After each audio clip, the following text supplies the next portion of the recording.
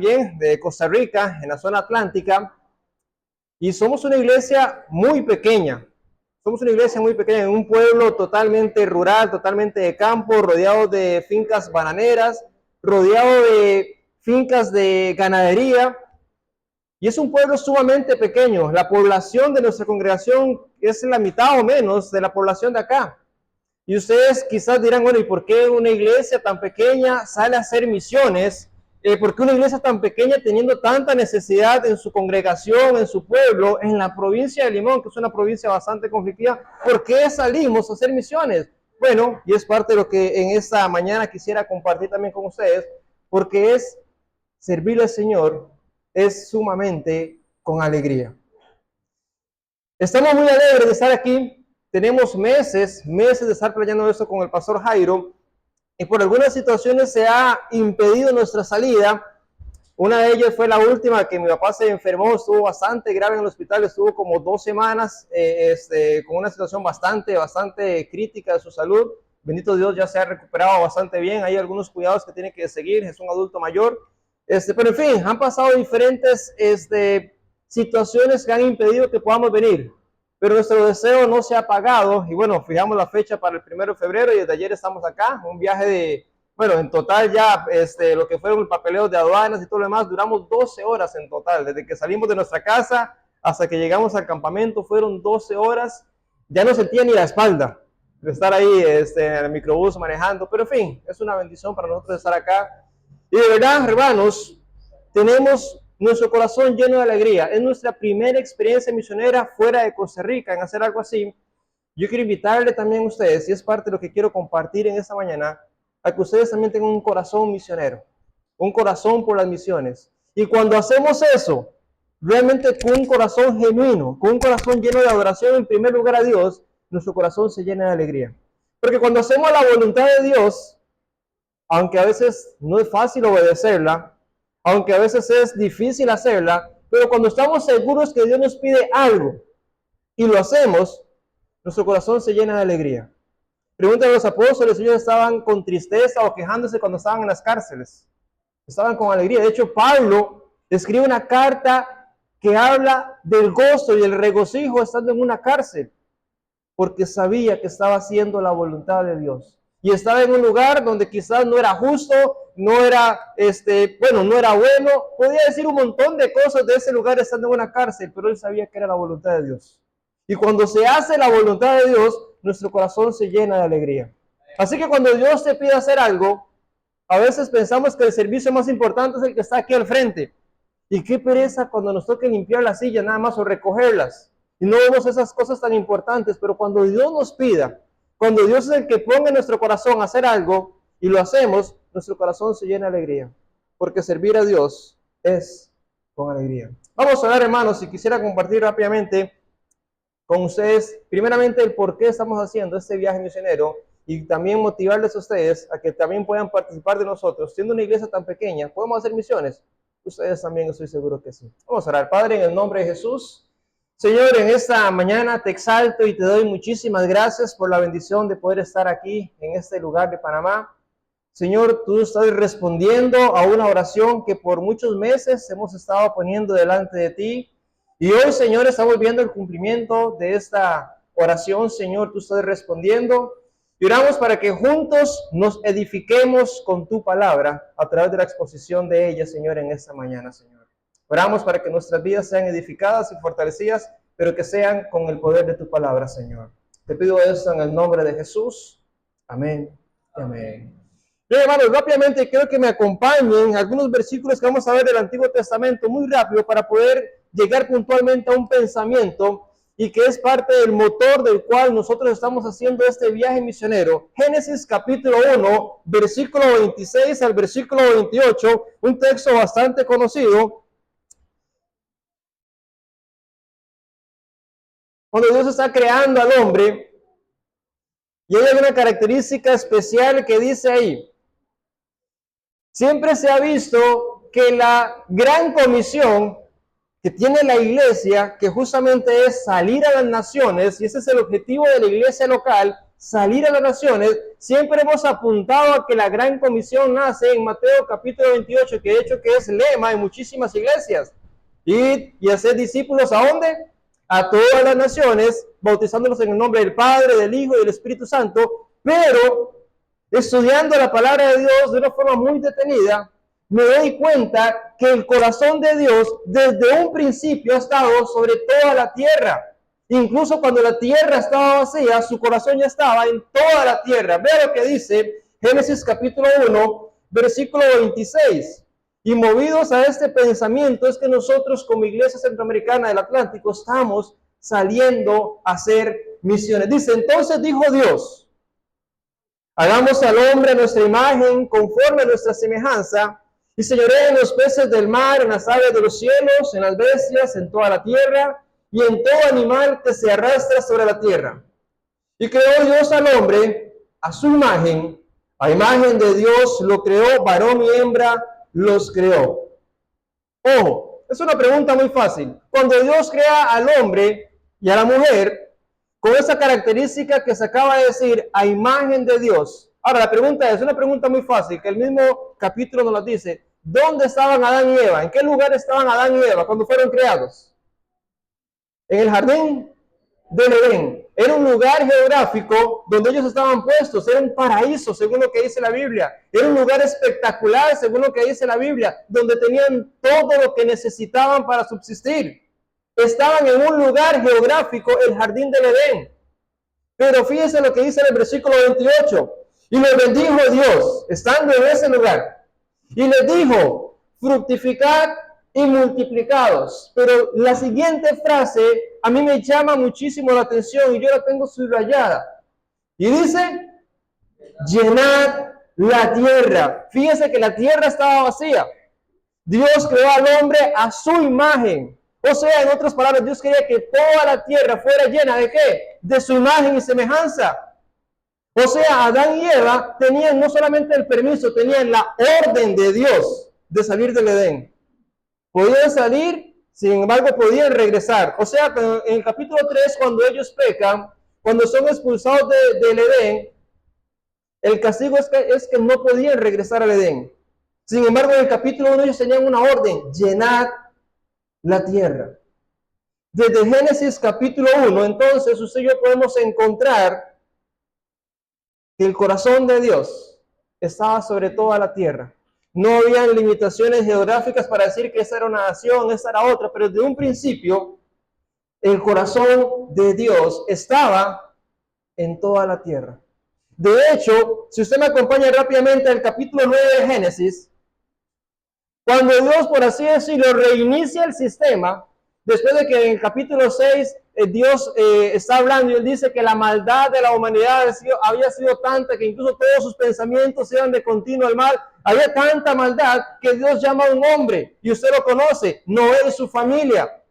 Y Dios, en cierta manera, por así decirlo, reinicia el sistema. Y dice que va a borrar todo lo que había en la faz de la tierra, a salvo Noé y su familia, de todos los animales que iban en el arca.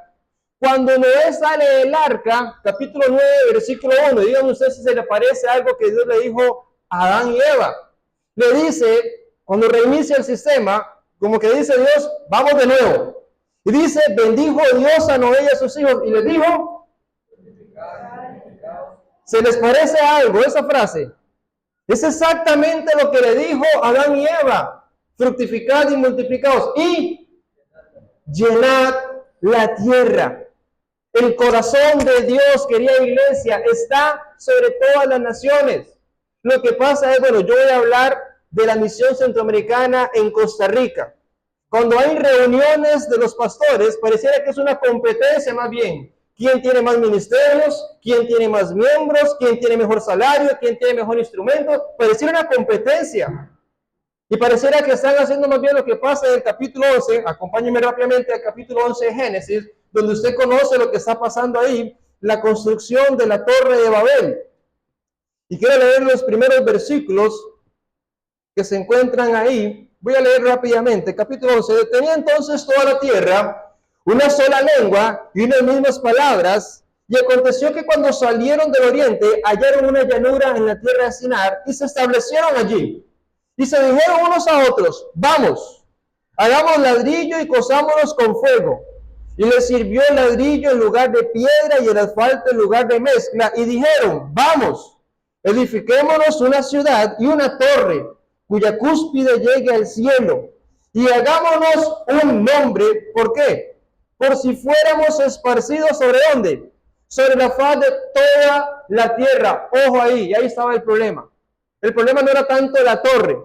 El problema es que Dios les había dicho, espárcense, llenen la tierra. La obra de Dios era expandirse. ¿Y la obra del hombre cuál era? Unámonos, quedémonos en el interno, edifiquémonos, por si fuéramos esparcidos. Oiga, contradiciendo a Dios. La orden de Dios es que esparzan, salgan. Y el hombre dice, no nos vayamos. Quedémonos más bien en un solo lugar. Y si fuéramos esparcidos, fijémonos en la tierra donde está y regresemos a nuestro lugar. Ahí estaba el problema. Y eso es lo que muchas iglesias, hablando en mi país, en Costa Rica, incluso en la misión centroamericana, que pertenecemos a una asociación, y hay una competencia. No hay ni siquiera un compañerismo, todo es como para la iglesia. Edifiquémonos un nombre, que la iglesia sea conocida y que la iglesia sea el edificio que la gente envidie. Hoy en Costa Rica sucede eso. En nuestras iglesias centroamericanas, las que deberíamos de más bien apoyarnos para esparcir el reino de Dios, es como más bien cada uno en su burbuja, y yo hago mis cosas, usted haga las suyas, y que se edifique la iglesia y no el reino de Dios. Y eso es lo que está pasando. Y eso es lo que está pasando, al menos estoy hablando en Costa Rica, no sé aquí en Panamá cómo se dan las cosas, cómo suceden, pero hay una competencia de iglesias. ¿Cuál iglesia es mejor? ¿Cuál iglesia ofrece mejores cosas? ¿Cuál iglesia ofrece mejor música? ¿Cuál iglesia ofrece mejores eventos? ¿Cuál iglesia ofrece mejores ministerios? Y esa va a ser la mejor iglesia. El llamado de Dios es a todas las naciones. Y Dios utiliza la iglesia local para que eso suceda. Y cuando no entendamos eso, y cuando no sepamos realmente que ese es el corazón de Dios, todas las naciones, seguiremos encerrándonos solamente nosotros en nuestras iglesias, haciendo actividades buenas, edificantes, pero el corazón de Dios está en todas las naciones. Fíjese, y Jairo lo dijo ahora al principio, en la introducción, cuando leía lo que dice Génesis capítulo 12, cuando Dios habla con Abraham. Rápidamente voy a mencionar esto. Dice, pero Jehová había dicho a Abraham, vete de tu tierra y de tu parentela, y en la casa de tu padre, a la tierra que te mostraré, y haré de ti una nación grande, y te bendeciré, engrandeceré tu nombre, y serás bendición. Bendeciré a los que te bendijeren, y a los que te maldijeren, maldeciré, y serán benditas. Pero Jehová había dicho a Abraham, y serán benditas en ti, ¿quiénes? Todas las familias de la tierra. Fíjense en esa conversación, Dios está hablando con Abraham. Abraham hasta la fecha de hoy para los judíos es un hombre importante, el padre de la fe. Dios tuvo un trato especial con Abraham, por así decirlo, lo chineó, lo bendijo, lo guió.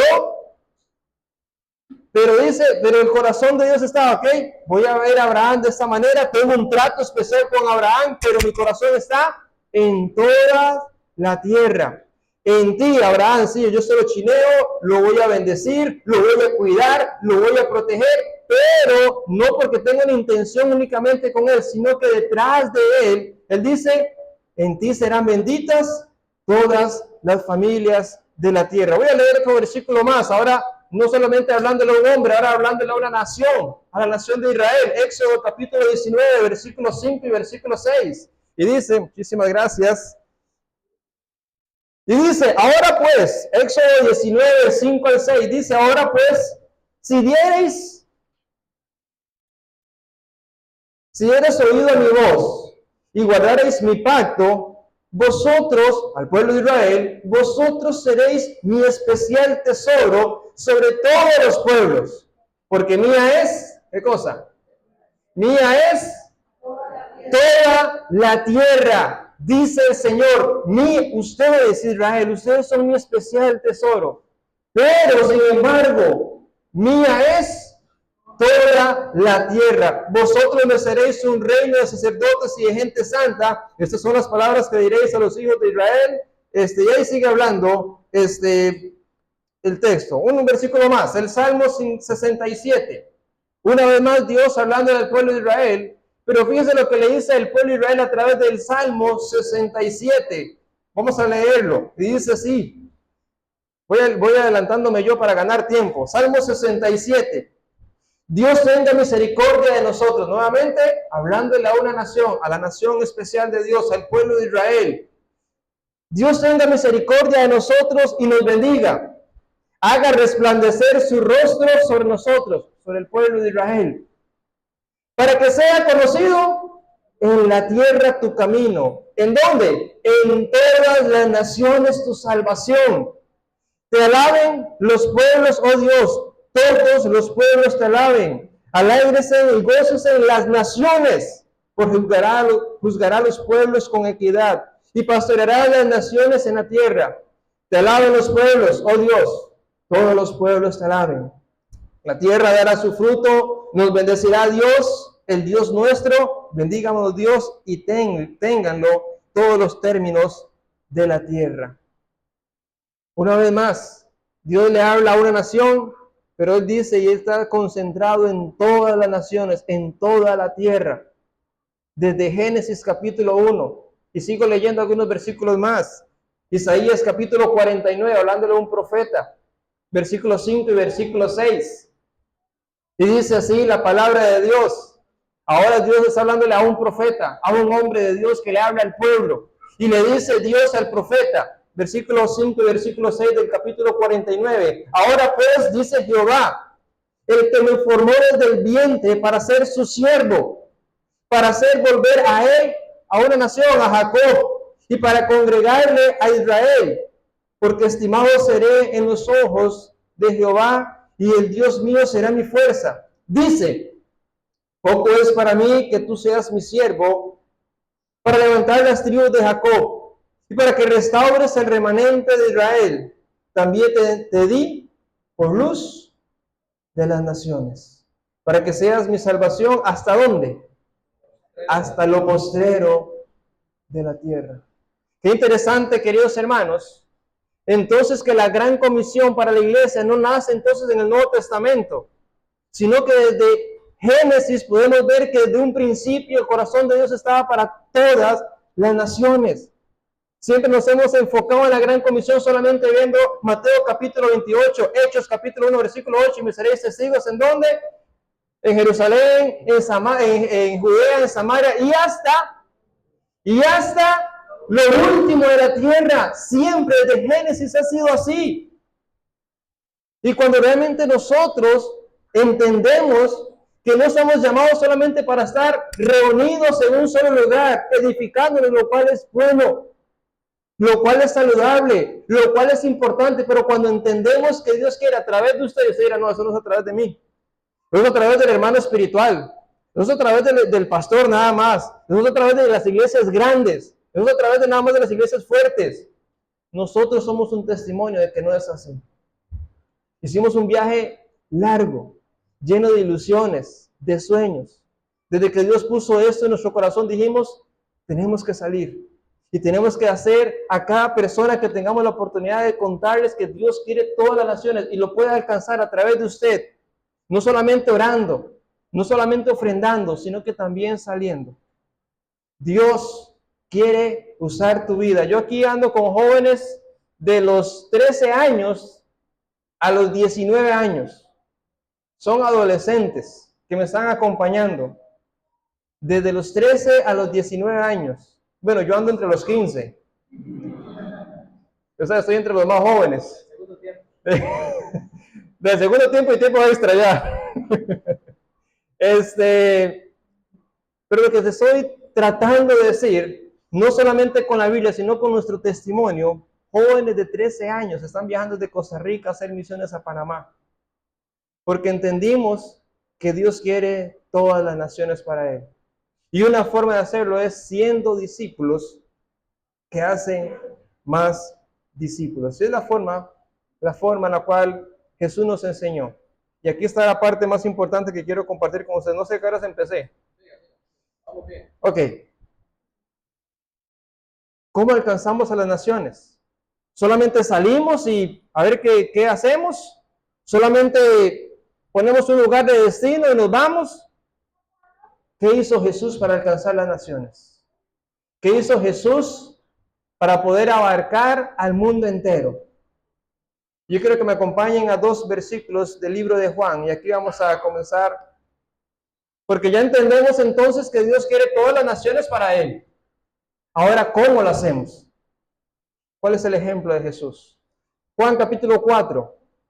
Después de de Jesús haber hablado con la mujer samaritana, un día cansado de caminar, de sed, un día bastante acalorado, posiblemente, más de que esta zona, muy posiblemente, los discípulos habían salido a buscar comida. Jesús posiblemente estaba hambriento, al igual que sus discípulos. Y dice el versículo 34, cuando le preguntan al maestro si tenía hambre. Y Jesús responde, Jesús les dijo, mi comida es que haga la voluntad del que me envió. Y fíjense en ese y, porque ahí marca que hay 2 cosas. Yo siempre lo vi como una sola cosa. Yo siempre consideré que Jesús estaba hablando de lo mismo. En primer lugar, Jesús dice, mi comida, con lo que yo me sacio, con lo que estoy satisfecho, es, en primer lugar, con hacer la voluntad del que me envió. ¿Y cuál era la voluntad del que me envió? Morir en una cruz por nuestros pecados y los pecados de toda la humanidad, para librarnos de la condenación eterna del infierno, por lo cual usted y yo, por medio de la fe, somos libres. Amén.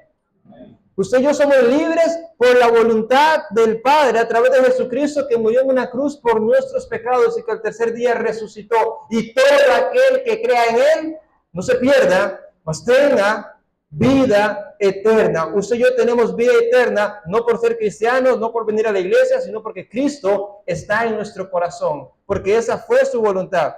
Y Jesús dice entonces, mi comida es, en primer lugar, que haga la voluntad del que me envió. Morir por la humanidad, morir por nuestros pecados y que acabe su obra. La pregunta es, ¿cuál es su obra? ¿Morir en una cruz? La respuesta vamos a encontrar en el mismo libro de Juan, capítulo 17. A mí me llama muchísimo la atención. Ahí mismo en Juan, capítulo 17, una oración preciosa que Jesús hace antes de morir. Antes de ser traicionado, incluso antes de ser arrestado, Jesús hace una oración preciosa donde incluso usted y yo en algún momento tuvimos que haber pasado por la mente del Señor ahí mientras Él oraba.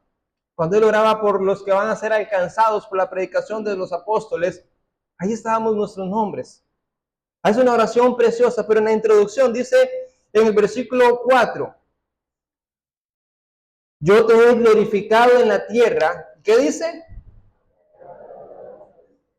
Wow. He acabado. No hay que ser muy estudiosos del español para saber que ahí está hablando en tiempo pasado. Él dice, ya terminé. Pero ¿cómo? ¿No había muerto en una cruz? ¿En ese momento no había sido arrestado? ¿Cuál obra está diciendo Jesús que ya la terminó? No que ya está a punto de terminarla. Jesús en esa oración dice, voy a leerlo un poquito más atrás, dice, capítulo 17, dice, entonces, estas cosas habló Jesús y levantando los ojos al cielo dijo, Padre, la hora ha llegado. Glorifica a tu Hijo para que también tu Hijo te glorifique a ti. Como le has dado potestad sobre toda carne, para que dé vida eterna a todos los que le diste. Y esta es la vida eterna, que te conozcan a ti, el único Dios verdadero, y a Jesucristo, a quien has enviado. Yo te he glorificado en la tierra, he acabado la obra que me diste que hiciese. O sea, la obra que él está hablando en este momento no tiene que ver entonces con su muerte. Había algo más. Y los versículos a continuación nos van a decir cuál es esa obra que Dios Padre le dio a su Hijo que hiciese. ¿Y cuál era? Dice, versículo 5. Ahora pues, Padre, glorifícame tú al lado tuyo con aquella gloria que tuve contigo antes de que el mundo fuese. Tiempo pasado, he manifestado. Esa era la obra que Dios le había dicho a su Hijo que hiciese. Su voluntad era morir en una cruz por sus pecados, pero había una obra para hacer. He manifestado tu nombre a quienes, a los hombres que del mundo me diste, tuyos eran y me los diste, y han guardado tu palabra. Ahora han conocido que todas las cosas que me has dado proceden de ti, porque las palabras que me diste les he dado, una vez más, tiempo pasado, y ellos las recibieron. En fin, para no ganar tiempo. En conclusión, él está hablando que los discípulos que él tuvo para prepararlos, para que la voluntad del Padre al ejecutarse, ahora ellos fueran los responsables de poder llevar a todas las naciones el mensaje del Evangelio. O sea, el modelo de Jesús para alcanzar a las naciones es preparar siervos, preparar discípulos. Y aquí está el punto en el cual yo quisiera motivarle, querida iglesia. ¿Qué es un discípulo? ¿Qué es un discípulo? El modelo de Jesús para alcanzar a las naciones es ser un discípulo que haga otro discípulo para que éste a su vez esté preparado y éste haga otro discípulo y ahí empezar a hacer una cadena hasta poder alcanzar al mundo entero.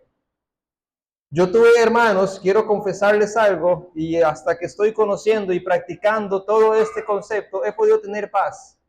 Yo antes me frustraba demasiado porque, como les contaba, en la zona donde yo vivo, es un lugar donde los jóvenes en algún momento de su vida, por cuestión de estudios o de trabajo, se tienen que retirar del lugar. Y a veces invertíamos tiempo tal vez en algún joven, pero mi error era que cuando yo estaba discipulando o influenciando la vida espiritual de un joven o una joven, yo estaba pensando en que se quedara en la iglesia para trabajar en la iglesia. Y cuando se iban, yo lo veía como una pérdida, como algo malo. Y hoy yo entiendo que si ese joven o esa joven se va a alguna otra zona del país o fuera del país, si ese joven se va bien preparado, con Cristo en su corazón, ese joven, donde quiera que vaya, tiene que preparar a otra persona para que también esa persona, cuando se vaya a otro lugar, pueda amar al Señor, servir al Señor. Y hoy veo las cosas de una forma diferente. Hoy trato entonces de poder influenciar la vida de un joven al punto de que si se va, donde quiera que esté, que sea un discípulo que haga o forme a otro discípulo. Y aquí viene una pregunta importante que quiero hacerte, para hacerte reflexionar. ¿Usted tiene un discípulo? ¿Tiene usted, querida iglesia, una persona a la cual usted está influenciando en la vida cristiana? Usted y yo un día estaremos delante del Padre y Él estará juzgando nuestras obras. Y cuando Él nos pregunte, porque la Biblia dice, id y haced discípulos. Eso no es una responsabilidad solamente para el liderazgo de la iglesia, es una responsabilidad para el Hijo de Dios. Si usted es hijo de Dios, usted tiene la responsabilidad de ser un discípulo que forme a otro discípulo. Y si usted no lo está haciendo, usted no está obedeciendo la palabra de Dios. Y un día Dios, cuando estemos en su presencia, nos dirá, ¿quién fue tu discípulo? Señor, no, pero Señor, vieras que yo venía todos los domingos a la iglesia. Y Dios dirá, sí, yo te vi y alegraba mi corazón, pero ¿a quién hiciste que viniera contigo? Señor, pero vieras como yo lloraba con las canciones porque eran tan lindas y yo te adoraba. Sí, dirá el Señor. Sí, yo te veía emocionado y feliz y con un corazón adorándome, pero ¿a quién hiciste que me adorara también? ¿A quién ayudaste para que también me adorara? Señor, pero vieras que yo a veces no tenía y aún así yo era fiel con ofrendarte y darte. Excelente, dirá el Señor, qué bueno. Pero ¿a quién hiciste para que también hiciera eso? Un día el Señor nos preguntará, ¿quiénes son tus discípulos? ¿Quién es? Por lo menos uno. ¿Quién es tu discípulo? Y usted dirá, no, es que yo era demasiado joven. Hermanos, ojalá que podamos tener el corazón de Dios. Recuerde esto, Dios quiere todas las naciones para Él. Y a través de usted es que lo quiere alcanzar. Eso es tan simple con una persona, y yo hablaba con un muchacho de la iglesia que le gusta el ciclismo, está ahí por cierto, cuando uno trata de aprender a manejar bicicleta, primero que nada el montón de caídas que uno se daba, ¿verdad? Pero cuando uno trata de aprender a manejar bicicleta, y sobre todo yo conocí en mi infancia una maestra de mi escuela, ya era una mujer de aquel momento de casi 40 años y no sabía manejar bicicleta. Y con esa edad quería aprender a manejar bicicleta. Imagínense qué complicado que era esto. Ya no se le podía poner rodines a la bicicleta, bueno, no sé cómo le llamarán acá. Para uno enseñarle a manejar bicicleta a alguien, primero yo me monto en la bicicleta, así se hace. Primero le modelo y le enseño cómo se hace. Después, uno lo acompaña agarrando la bicicleta para que no se caiga o ir acompañándolo un poco. ¿Y después qué? Después váyase, ¿verdad? Cuando esa persona lo logre, ahora esa persona está capacitada para enseñarle a otra persona a manejar bicicleta. Así de simple es esto. Cuando usted tiene una vida cristiana, por más simple que sea, por más pequeña que sea, usted es responsable de poder influenciar a otra persona de esa vida cristiana. Usted no necesita ser un teólogo experto en la Biblia para poder influenciar la vida de una persona. Sí es importante, por supuesto que sí es importante. Pero lo importante, querida iglesia, es que nos podamos reproducir en otros. Yo no sé cómo está en esta zona la delincuencia, pero en Limón, en Costa Rica, da tristeza ver cómo jóvenes, por día aparecen muertos por estar metidos en temas de drogas, por estar metidos en temas delictivos. Es triste ver cómo jóvenes se están perdiendo y se están destruyendo entre ellos mismos.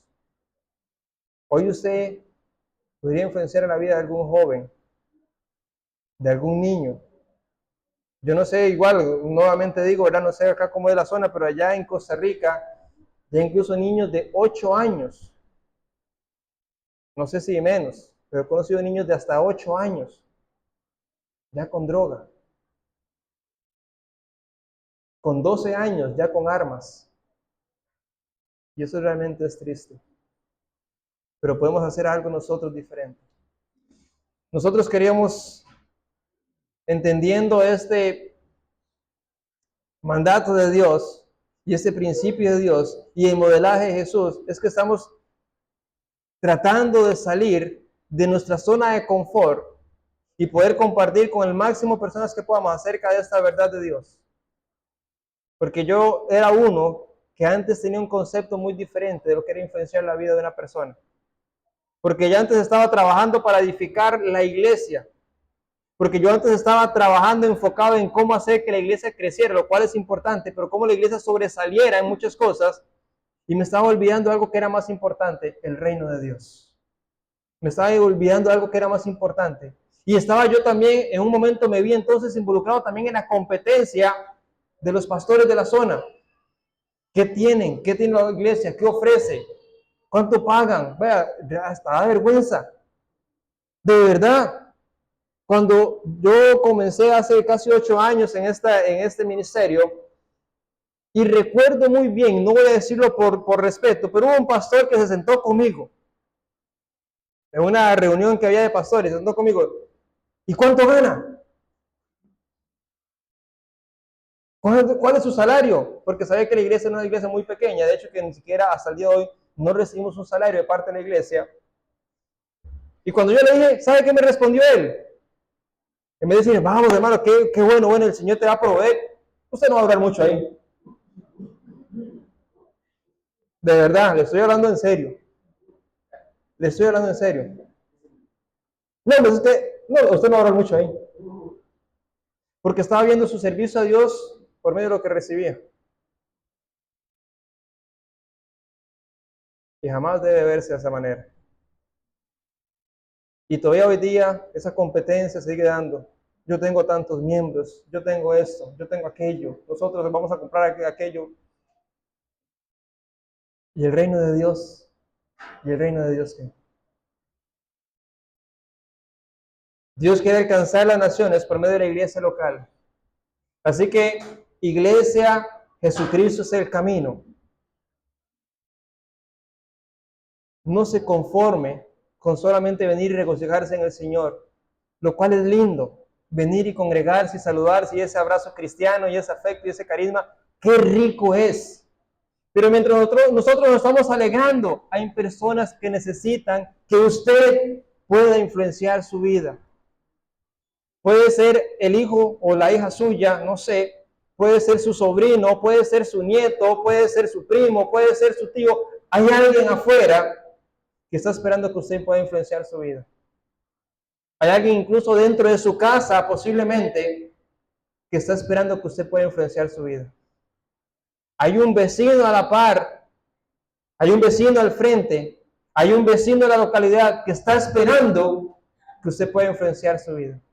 Y puede ser incluso que en este momento Dios está poniendo el nombre de alguien. Mira, Julianito, es cierto, yo puedo influenciar la vida de ese hombre, o de esa mujer, o de ese niño, o de ese joven. Y cuando Dios ponga en tu corazón hacer algo, hágalo. Y cuando usted lo hace, su corazón se va a llenar de alegría. Porque servir a Dios es con alegría. Por lo más simple que Dios ponga algo en tu vida para hacerlo, cuando usted lo hace, ¿saben, hermanos? Nosotros, como les dice, ya voy terminando, perdón. Tuvimos un viaje ayer de casi 12 horas. Anoche cuando me acosté, ya cuando llegamos al campamento, cuando me acosté, no sentía de dar la espalda.